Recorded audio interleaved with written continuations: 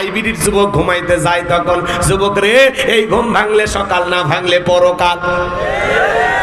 এই অবস্থায় যদি তোমার মৃত্যু হয় কি জবাব দিবা? কথা কোন ঠিক কিনা? কেমন করে ঘুমাও তুমি ওরে যশোরের যুবক, কেমন করে ঘুমাও তুমি ফজর করে কাজা, এমন তো হতে পারে ও তোমার জোহরে জানাজা, এমন তো হতে পারে ও তোমার জোহরে জানাজা। কথা বলে ঠিক কিনা? তাহলে যুবক আল্লাহকে সিজদা দিয়ে ঘুমানোর দরকার আছে না নাই? গভীর মনোযোগ দিয়ে কথাগুলো শুনবেন বাজান। সিজদা দিয়ে চোখের পানি ছেড়ে দিয়ে আল্লাহর কাছে কেঁদে কেঁদে বলতে হবে, রব্বানা সরিফ আন্না আযাবা জাহান্নাম ইন্না আযাবাহা কানা গরামা। হে আমাদের রব, ওই কঠিন ভয়ঙ্কর জাহান্নামের আগুন থেকে আমাদের মুক্তি দাও। ওই জাহান্নামের আযাব শাস্তি সহ্য করার ক্ষমতা আমাদের নাই। ইন্নাহা সাআত মুস্তাকাররান ওয়া মুকামা। আমার আল্লাহ বলেন নিশ্চয়ই আবাসস্থল হিসেবে, বসতির জায়গা হিসেবে ওই জাহান্নাম কত না নিকৃষ্টতম একটা স্থান। জাহান্নাম সুখের জায়গা না, ওইটা হলো যন্ত্রণার কারখানা। কথা বলেন ঠিক কি? আমার ভাইরা, এজন্য আল্লাহ রাব্বুল আলামিন বলেন ইন্না জাহান্নামা কানাত মিরসাদা লিত্তাগিনা মাআবা লাবিসিনা ফিহা আহকাবা লা ইয়াযুকুনা ফিহা বারদাও ওয়ালা শারাবা ইল্লা হামিমান ওয়া গাসসাকা। আমার আল্লাহ বলেন নিশ্চয়ই জাহান্নাম উৎপেত রয়েছে ফুলসিরাতের কিনারায়। এটা হলো অপরাধীর থাকার আবাসস্থল। এখানে তারা যুগের পর যুগ বসবাস করবে। একটা মানুষ কত লক্ষ বছর, কত কোটি বছর জাহান্নামের আগুনে জ্বলবে, এর সঠিক এলেম আর জ্ঞান আছে কার কাছে? ওই জাহান্নামের আগুনে চলতে চলতে পুড়তে পুড়তে জাহান্নামীদের চেহারা হয়ে যাবে কয়লার মতো কালো। ওই জাহান্নামের আগুনে জ্বলতে চলতে বাজার তাদের কলিজাটা পুরো ছাই হয়ে যাবে।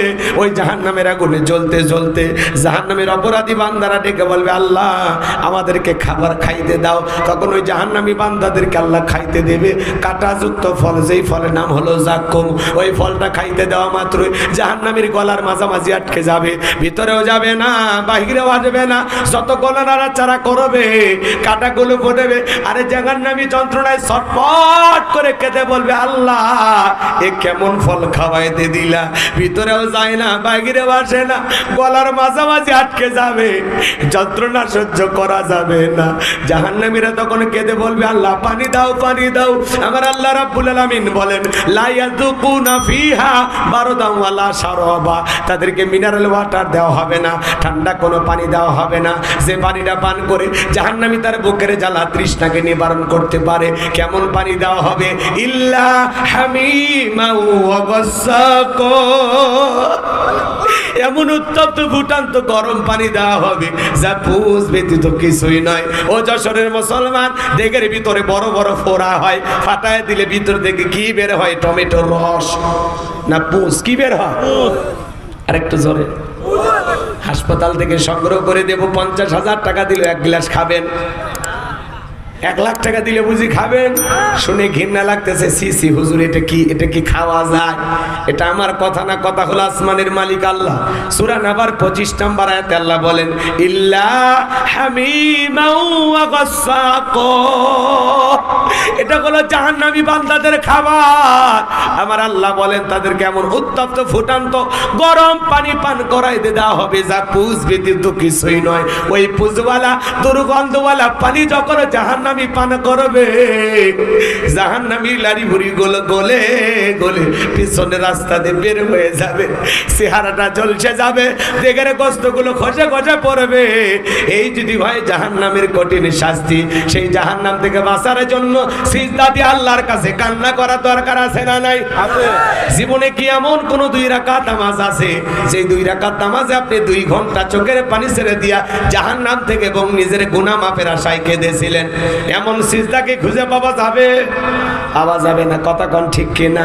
নামাজ কিন্তু মনোযোগ দিয়ে পড়া লাগবে। সাহাবায়ে কেরাম কিভাবে পড়েছেন? সাহাবায়ে কেরাম যখন মরুভূমিতে সালাত আদায় করার জন্য দাঁড়িয়ে যেতেন, ওই মরুভূমির পাখিগুলো খেজুর গাছ মনে করে সাহাবীদের কাঁধের উপরে বসে থাকতো, মাথার উপরে বসে থাকতো। বিশ্বনবীর সাহাবীরা সালাতে এত মনোযোগ, কাঁধে পাখি পড়ে থাকে, তারপরেও তারা টের পাইতো না। বলেন সুবহানাল্লাহ। জিহাদের ময়দানে রাত্রিবেলায় বিশ্বনবী দুইজন সাহাবীকে পাহারাদার নিযুক্ত করলেন, আর এবং বিশ্বনবী এবং সাহাবায়ে কেরাম ঘুমের মধ্যে চলে গেলেন। এবার দুইজন সাহাবী পাহারা দেয়। একজন সাহাবী আর একজনকে ডেকে বলেন, ভাই খামাকা দুইজন রাত্রি জাগরণ করে লাভ কি? আপনি একটু বিশ্রাম করেন, আমি পাহারা দেই, আবার আমি বিশ্রাম করব, আপনি পাহারা দিবেন। তারা ডিউটিটা ভাগ করে নিলেন। এবার একজন সাহাবী বিশ্রামে চলে গেলেন, আর একজন সাহাবী দাঁড়িয়ে পাহারা দেয়, আর মনে মনে ভাবে অপচয়ে সময় নষ্ট করে কি লাভ, সময়টা একটু নামাজের মধ্যে কাটায় দেই। এই কথা ভেবে বিশ্বনবীর সাহাবী নামাজে দাঁড়িয়ে গেলেন, আর কাফেররা সুযোগ পাইয়া মনে করে এটা মানুষ না গাছ, টার্গেট করে একটা তীর নিক্ষেপ করেছেন। ডান হাতের ভিতরে তীরটা ঢুকে গেছে, আর একটা তীর নিক্ষেপ করেছেন, বাম হাতের ভিতরে তীরটা ঢুকে গেছে। বিশ্বনবীর সাহাবী অতি দ্রুত নামাজটা শেষ করার পর ওই সাহাবীকে ডেকে বলেন, ভাই তাড়াতাড়ি ঘুম থেকে জাগ্রত হন। ডেকে বলে, কি হয়েছে? বলে, ভাই তাকায় দেখেন কাফের আমাকে তীর নিক্ষেপ করেছে। বলে, ঘটনা কিভাবে ঘটলো? ডেকে বলে, ভাই আপনি বিশ্রামে চলে গেলেন, আর আমি মনে মনে ভাবলাম খামাকা দাঁড়ায় সময় নষ্ট করে কি লাভ, একটু নামাজের মধ্যে কাটায় দেই। এই কথা ভেবে নামাজে দাঁড়িয়ে গেছি, আর ওরা এই সুযোগে আমাকে তীর নিক্ষেপ করেছে। আজকে যদি আমি রাসূলুল্লাহ এবং সাহাবায়ে কেরামদের পাহারাদার না হইতাম, আজকে নামাজ পড়তে গিয়ে আমার এত মজা লাগতেছিল, নামাজ আমার কাছে এত ভালো লাগতেছিল।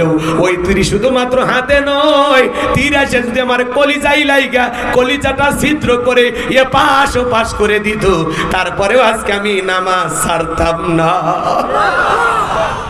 সাহাবায়ে কেরামদের নামাজের মনোযোগ কত গভীর, সুবহানাল্লাহ বলেন।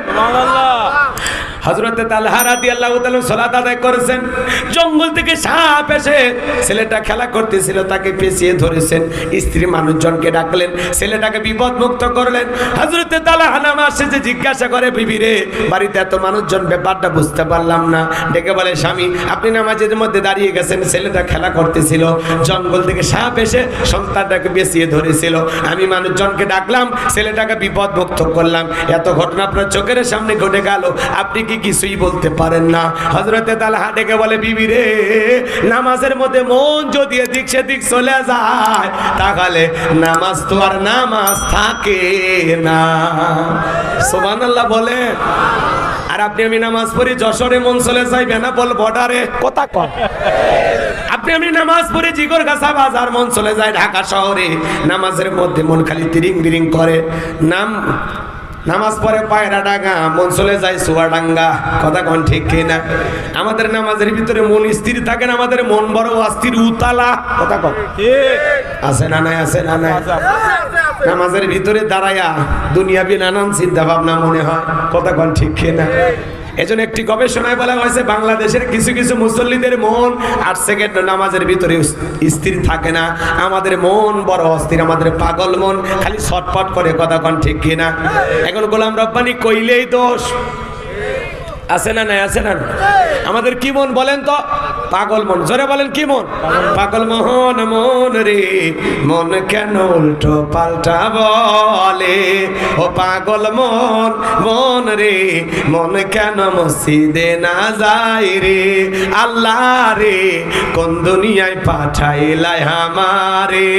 বর্তমানের নারী পুরুষ সমান সমান মাপ, লম্বা চুল কাটিয়া আবার মাথায় লাগাই ক্যাপ, আল্লাহ রে কোন দুনিয়ায় পাঠাই লাই আমারে। ঠিক কিনা? হিন্দি গানের টান মারিয়া রাস্তা হাইটা যায়, আবার কারো সুরে সুরে বুকটা ফাইটা যায়, আল্লাহ রে কোন দুনিয়ায় পাঠাই লাই আমারে। জিন্সের প্যান্ট শার্ট পরিয়া রাস্তা হাইটা যায়, পোলানা মাইয়া ওইটা সিনা বড় দায়, আল্লাহ রে কোন দুনিয়ায় পাঠাই লাই আমারে। আছে না নাই? কপালে এদিক খেয়াল করেন, কানে পড়ছে দুল, কপালে পড়ছে টিপ, কাছে যদি যা বলেন বিলকিস আবা কয় না আমি আবুল, বুখারী শরীফের স্পষ্ট হাদিস, আল্লাহ রাসূল বলেছেন কোন পুরুষ যদি নারীর বেশ ধারণ করে আর কোন নারী যদি পুরুষের বেশ ধারণ করে আল্লাহর লানত তাদের উপরে। কথা বলে ঠিক কি না? এরপরে ওই দেশের কিছু মা বোনেরা পোশাকের স্বাধীনতার নামে ঢাকা শহরে আন্দোলন করলো। যুবক তোমরা কি ভুলে গেছো? ওরা কি বলে? আমরা পোশাকের স্বাধীনতা চাই। কেমন স্বাধীনতা? বলে দাদি নানি ব্লাউজ ছাড়া শাড়ি পরেছিল, আমরা পরতে চাই, আপত্তি করি নাই। কথা কোন ঠিক কিনা? দাদি নানি ব্লাউজ ছাড়া শাড়ি পরেছিল, এখন অভাবের কারণেই পড়ুক আর গরমের কারণেই পড়ুক, কোন দাদি কি শাড়ি পরে বিশ্ব রোডে গিয়ে আন্দোলন করে বলেছিল আমি তোমার দাদি দেখে যাও শাড়ি পরেছি? বলেছিল? তোমরা কেন বলো? দাদি নানি ব্লাউজ ছাড়া শাড়ি পরে পুরো দেহটা ঢেকে রেখেছিল, আর তুমি বোন ব্লাউজ ছাড়া শাড়ি পরে পুরো পিঠটা এমন কাঁধে ফাঁকা রাখছো মনে হয় ওই জায়গায় আর্জেন্টিনার ব্রাজিলের ফাইনাল ফুটবল ম্যাচ হবে। কথা কোন ঠিক না? আছে না নাই? আছে না নাই? দাদি নানির সাথে তুলনা করো, আগেকার দাদি নানির তো কোনো তুলনাই হয় না, তারা তো সব চাইতে ভালো মানুষ ছিল। কথা কোন ঠিক না? এত নম্র ভদ্র আগেকার দাদি নানি 12 হাত শাড়ি দিয়া ব্লাউজ ছাড়া পরে পুরো শাড়ি দিয়ে দেহটা ঢাকছিল, কোনো জায়গায় কোনো কিছু দেখার উপায় নাই। কথা বল নাকি আপনারা? দাদি নানির ঘোমটা, আগেকার দাদি নানি পুরুষের কণ্ঠের আওয়াজ পাইলে ঘরের কোণাতে লুকাইতো, পুরুষের সামনে যাইতো না, ডর করতো, স্বামীকে পর্যন্ত চোরা কথা কইতো না আগেকার দাদি নানি। আর এখনকার মা বোনেরা দরজায় এসে যদি কেউ ডাক দেয়, পুরুষের কণ্ঠ যদি পায়, দরজা ফাঁক করে বলে আসেন আসেন, বসেন, কাকে খুঁজতেছেন? বাদশা তো আমারই স্বামী, আসেন একটু চা দে ভাই, একটা বিস্কিট খেয়ে যান, এমন কায়দায় ডাকতেছে মনে হয় ওর মায়ের পেটের ভাই। এখন দেখা করা জায়েজ আছে? এই যে অপরিচিত পুরুষ তার স্বামীকে খোঁজার জন্য তার দুয়ারে এসেছে, বলেন দরজা খুলে দেখা করা জায়েজ আছে? জায়েজ না হারাম? আর কি নরম সুর, আসেন বসেন। যশোরের মা বোনের অবশ্য ভালো আছে না নাই? মা বোনদের উদ্দেশ্যে বলে যায়, মা সাবধান, কেউ যদি আপনার স্বামীর খোঁজে আপনার বাড়িতে আসে আর আপনার স্বামী যদি ওই সময় বাড়ি না থাকে, বাড়ির ভিতর থেকে আওয়াজ দিবেন, দরজা খোলার দরকার নাই, বাচ্চা বাড়িতে নাই, খুঁজে নেন, মোবাইল করেন, যত জ্বালা সব। কথা কন, এমন কায়দায় আওয়াজ দিবেন ওজন আস্তাগফিরুল্লাহ পড়তে পড়তে যায় আর বলে জীবনে কোনোদিন আর এই মহিলার দরজায় না আসবে। আর আপনার সুর রোমান্টিক সুর, আসেন বসেন, চা দে, একটা বিস্কিট খান না ভাইয়া, চেয়ারটা আগাইয়া দেই, আছে না নাই? আল্লাহ পাগলিদের হেদায়েত দান করুন। আর জোরে খন আমি মা বোনদেরকে পরে সাইজ করতেছি, এই পাগলিদেরকে সোজা করার দরকার আছে না নাই? কথা বল, সোজা করার দরকার আছে না নাই? মা বোনদের জন্য আলোচনা হওয়া দরকার। ওরা বারবার এই দেশের সরকার সংসার জ্বালায় পরে করে দিল, সরকার সহ্য করি কত, আর ছিঁড়ে যাচ্ছে মাথার তার। এজন্য মা বোনের টেনশন নেবেন না, অল্প সময়ের মধ্যে আপনাদের ওয়াজ করে দেব শুরু, কারণ আপনারাই ঘরে বাইরে আমাদের নাটের গুরু। কথা কন ঠিক কি না?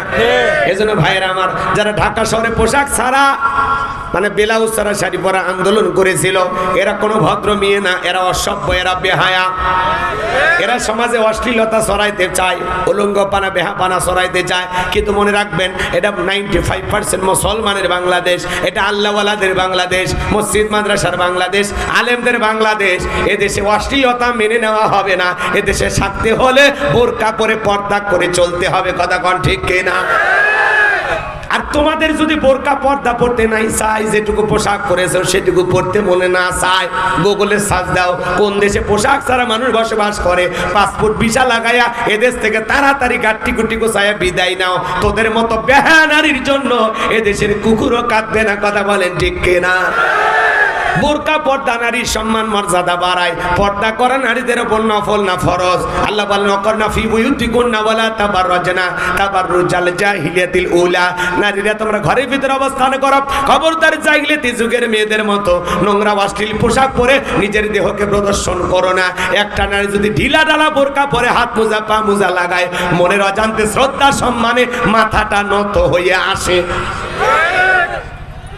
পর্দাশীল নারীর উপরে আল্লাহ রহমত নাজিল হয়, পর্দা নারীর সিকিউরিটি দেবে, পর্দা নারীকে নিরাপত্তা দেবে। যে নারী পর্দা করবে ওই নারীর উপরে আল্লাহ রহমত নাজিল হয়। আর যে নারীর পোশাক যত উল্টা পাল্টা, আর চরিত্রে তত উল্টা পাল্টা। কথা কোন ঠিক না? কোন মুসলমানের বউ, কোন মুসলমানের মেয়ে বেপরদায় বোরকা ছাড়া বাহিরে যেতে পারে? আপনার বউকে পর্দা করানোর দায়িত্ব আপনার, আপনার মেয়েকে পর্দা করানোর দায়িত্ব আপনার। হুজুরের ওয়াজ দেওয়ারা বোরকা পরবে না, আমি তো ওয়াজ ছাড়া বাহিরে যাবে শেফালিয়ে বোরকা পর। বউ তখন বলবে হ্যাঁ আমি মনে হয় বুড়ি হয়েছি যে বোরকা পরে ঘোরা লাগবে। বুড়ি হলে তোর দিক কেউ তাকাবি না, এখনই দোকানপাট ঢেকে বাহিরে যা, কারণ বয়স বেশি হয়ে গেলে পর্দা হালকা হয়ে যায়, খালি কোনো মতো ওড়না দিয়ে দেহ ঢাকলেই হবে। কথা কর না গায়ে আকর্ষণ কি 16 বছরের 20 বছরের ওপর নাকি 80-90 বছরের উপরে? আপনি বোঝেন না? বয়স বেশি হয়ে গেলে পর্দা হালকা, খালি কোনো মতো একটা ওড়না মা বোনেরা গলায় দিলেই হবে। দাদি রানী কথা কর। কিন্তু যুবতী বোনের বোরকা পরা দরকার আছে না নাই? ওদেরকে নিয়ে তুই কি সময় পেলে পরে বলতেছি, কষ্ট হচ্ছে মনে হয় আপনাদের? তাহলে আমাদের মন খালি ছটফট করে, নামাজের ভিতরে দুনিয়াবি নানান চিন্তা ভাবনা মনে হয়, মাঝে মাঝে নামাজের ভিতরে দুনিয়াবি এত চিন্তা ভাবনা মনে হয়, এত কথা নামাজের ভিতরে মনে হয়। নামাজ 2 রাকাত পড়তেছি না 3 রাকাত পড়তেছি তাও মনে থাকে না। মাঝে মাঝে নামাজের ভিতরে দুনিয়াবি এত চিন্তা ভাবনা মনে হয়, সিজদা 2টা দিলাম না 3টা হইলো, মনে থাকে না। আছে না নাই? এক চাচা আমি এত তাড়াহুড়া ওযু করছে, একটা না 2 চাচা মসজিদে ঢুকছে, টাইসালা মসজিদ পিছলা খায়া, চাচা একদিক লঙ্গি একদিক, তাও বলে আল্লাহু আকবার। মানুষ বলে চাচা লঙ্গি খুলে গেছে, আগে লঙ্গি ঠিক করেন, আগে জামাত ধরি। আছে না নাই? এত তাড়াহুড়া করে নামাজ পড়া যাবে না। জোহরের 4 রাকাত সুন্নত, ইমাম আর মুসল্লি একসাথে নিয়ত বেঁধেছে, ইমামের 2 রাকাত হওয়ার আগে মুসল্লি 4 রাকাত